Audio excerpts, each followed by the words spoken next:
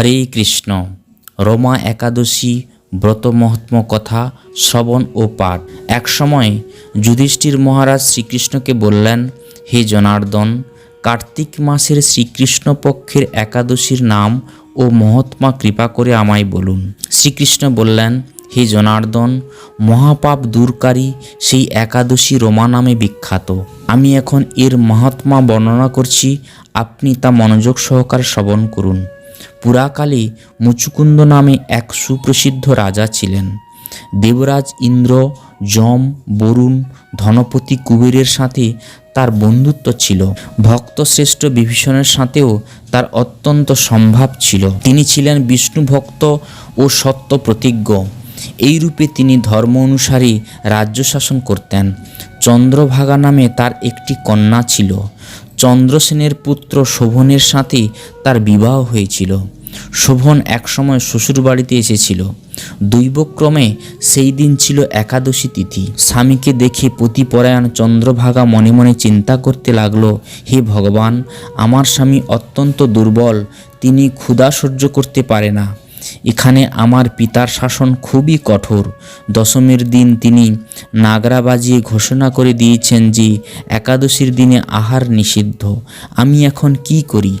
রাজার নিষেধাজ্ঞা শুনে শোভন তার প্রিয়তমা পত্নীকে বলল, হে প্রিয়ে, এখন আমার কি কর্তব্য তা আমাকে বলো। উত্তরে রাজকন্যা বলল, হে স্বামী, আজ এই গৃহে এমনকি রাজ্যের মধ্যে কেউই আহার করবে না। মানুষের কথা তো দূরে থাকুক, পশুরা পর্যন্ত অন্ন জল গ্রহণ মাত্র করবে না। হে নাথ, যদি তুমি এর থেকে পরিত্রাণ চাও তবে নিজ গৃহে প্রত্যাবর্তন করো। এখানে আহার করলে তুমি সকলের নিন্দাভাজন হবে এবং আমার পিতাও ক্রুদ্ধ হবেন। এখন বিশেষভাবে বিচার করে যা ভালো হয় তুমি তাই করো। সাধ্বী স্ত্রীর এই কথা শুনে শোভন বলল, হে প্রিয়ে, তুমি ঠিকই বলেছ, কিন্তু আমি গৃহে যাব না। এখানে থেকে একাদশী ব্রত পালন করব। ভাগ্যে যা লেখা আছে তা অবশ্যই ঘটবে। এইভাবে শোভন ব্রত পালনে বদ্ধপরিকর হলেন।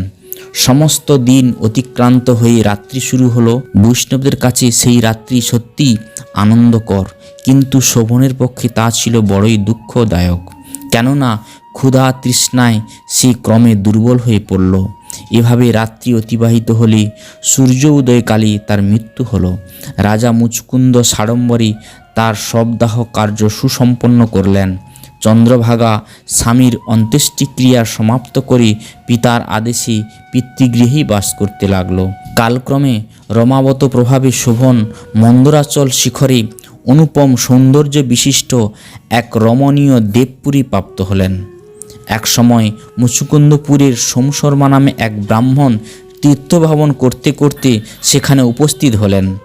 সেখানে রত্নমণ্ডিত বিচিত্র স্বর্ণখচিত সিংহাসনে রত্ন অলঙ্কারে ভূষিত রাজা শোভনকে তিনি দেখতে পেলেন।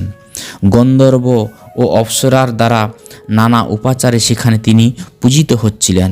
রাজা মুচকুন্দের জামাতারূপী ব্রাহ্মণ তাকে চিনতে পেরে তার কাছে গেলেন। শোভনও সেই ব্রাহ্মণকে দেখে আসন থেকে উঠে এসে তার চরণ বন্দন করলেন। শ্বশুর মুচকুন্দ ও স্ত্রী চন্দ্রভাগা সহ নগরবাসীর সকলের কুশল বার্তা জিজ্ঞাসা করলেন। ব্রাহ্মণ সকলের কুশল সংবাদ জানালেন। জিজ্ঞাসা করলেন, এমন বিচিত্র মনোরম স্থান কেউ কখনো দেখেনি। আপনি কিভাবে এই স্থান প্রাপ্ত হলেন তা সবিস্তারে আমার কাছে বর্ণনা করুন। শোভন বললেন, কার্তিক মাসের কৃষ্ণপক্ষিয়া রমা একাদশী সর্বব্রতের মধ্যে শ্রেষ্ঠ। আমি তা শ্রদ্ধারহিতভাবে পালন করলেও তার আশ্চর্যজনক এই ফল লাভ করেছি। আপনি কৃপা করে চন্দ্রভাগাকে সমস্ত ঘটনা জানাবেন। সোমশর্মা মুচকুন্দপুরে ফিরে এসে চন্দ্রভাগার কাছে সমস্ত ঘটনার কথা জানালেন। ব্রাহ্মণের কথা শুনে অত্যন্ত আনন্দিত চন্দ্রভাগা বললেন, হে ব্রাহ্মণ, আপনার কথা আমার কাছে স্বপ্ন বলে মনে হচ্ছে। তখন সোমশর্মা বললেন, হে পুত্রী, সেখানে তোমার স্বামীকে আমি স্বয়ং স্বচক্ষে দেখেছি। অগ্নিদেবের মতো দীপ্তমান নগর দর্শন করেছি, কিন্তু তার নগর স্থির নয়। তা যাতে স্থির হয় সেই মতো কোনো উপায় করো। এইসব কথা শুনে চন্দ্রভাগা বললেন, তাকে দেখতে একান্ত ইচ্ছা হচ্ছে, আমাকে এখনই তার কাছে নিয়ে চলুন। আমি ব্রত পালনের পূর্ণ প্রভাবে সেই নগরকে স্থির করে দেব। তখন সোম শর্মা চন্দ্রভাগাকে নিয়ে মন্দার পর্বতে বামদেবীর আশ্রমে উপনীত হলেন। সেখানে ঋষির কৃপায় ও হরিবাসরের ব্রত পালনের ফলে চন্দ্রভাগা দিব্য শরীর ধারণ করল। দিব্যগতি লাভ করে নিজ স্বামীর নিকট উপস্থিত হলেন। প্রিয় পত্নীকে দেখে শোভন অতীব আনন্দিত হলেন। বহুদিন পর স্বামীর সঙ্গ লাভ করে চন্দ্রভাগা অপকটে নিজের পুণ্য কথা জানালেন। হে প্রিয়, আজ থেকে 8 বছর আগে আমি যখন পিতৃগৃহে ছিলাম তখন থেকেই এই রমা একাদশী ব্রত নিষ্ঠা সহকারে পালন করতাম। ওই পুণ্য প্রভাবে ওই নগর স্থির হবে এবং মহাপ্রলয় পর্যন্ত থাকবে। হে মহারাজ, মন্দ্রাচল পর্বতের শিখরে শোভন স্ত্রী চন্দ্রভাগা সহ দিব্য সুখ ভোগ করতে লাগলেন। পাপ নাশিনী ও ভক্তি মুক্তি প্রদায়িনী রমা একাদশীর মাহাত্ম্য আপনার কাছে বর্ণনা করলাম। যিনি এই একাদশী ব্রত শ্রবণ করবেন তিনি সর্বপাপ মুক্ত হয়ে বিষ্ণুলোকে পূজিত হবেন। বন্ধুরা, আপনারা এই একাদশী ব্রত মহাত্ম্য শ্রবণ করলেন, সর্বপাপ থেকে মুক্ত হবেন এবং বিষ্ণুলোকে পূজিত হবেন।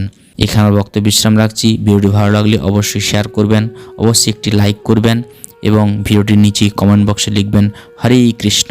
সবাইকে বৈষ্ণবের প্রণাম।